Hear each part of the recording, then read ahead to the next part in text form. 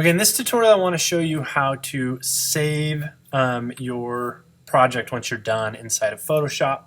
So again, just something that's very simple. So this is a quick design. I didn't do much just other than putting some text down near the bottom.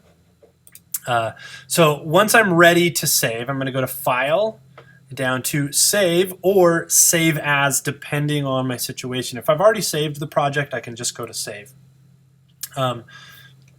But if I want to save it as something different, like Save will normally save it as a Photoshop document, but I'm going to go to the Save As window just so you can see what this looks like. So it comes up like this. Again, I'm going to zoom into this a little bit here.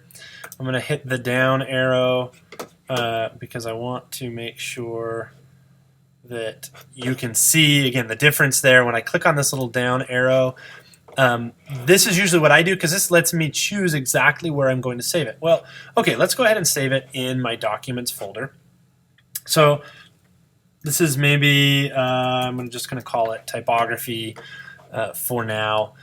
Then you'll notice it has a .psd on the end. Well, PSD stands for Photoshop Document. So if I come down here to Format, I can just come up here and hit PDF or JPEG, but that won't actually change it. It's still going to be a Photoshop file because of this down here. So don't do that. Don't mess with this. Leave it as PSD, okay, and change the format down here. These are our options. So Photoshop is a file that we'll be able to open in Photoshop over and over again. If we want to make changes, if we want to be able to actually edit the text again, then we need to use Photoshop. There are other options, and just choose the top Photoshop one. I'm not going to go into all of these. The other options that are pretty common are Jpeg. That will make it into an image file that usually you could upload to the web or something like that. That might be a good option if you're going to the web. PNG would also be a good option if you're going to the web. Photoshop, if you're going to the web, is not a good option unless you're emailing it to somebody else so that they can make changes inside of Photoshop. Because Photoshop files need to be opened with Photoshop. So those are basically the three options that we will choose. The only other option that we ever get into really is PDF. And maybe TIFF.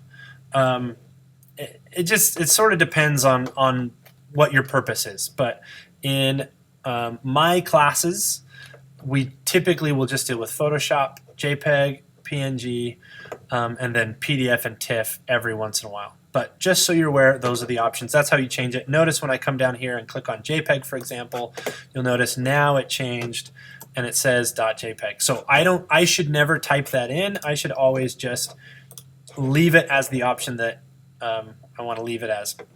So then when I'm done, okay, I'm going to save as, in this case I'm going to save as a JPEG, and I'm going to hit save.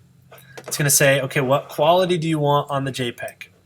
I usually keep this at least 8. I tend to go to 10. It just, again, it depends on what I'm actually doing.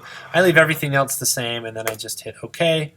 It saves it. Now if I go into Finder, open a new window, go to Documents, I can now see there is my typography piece that I created.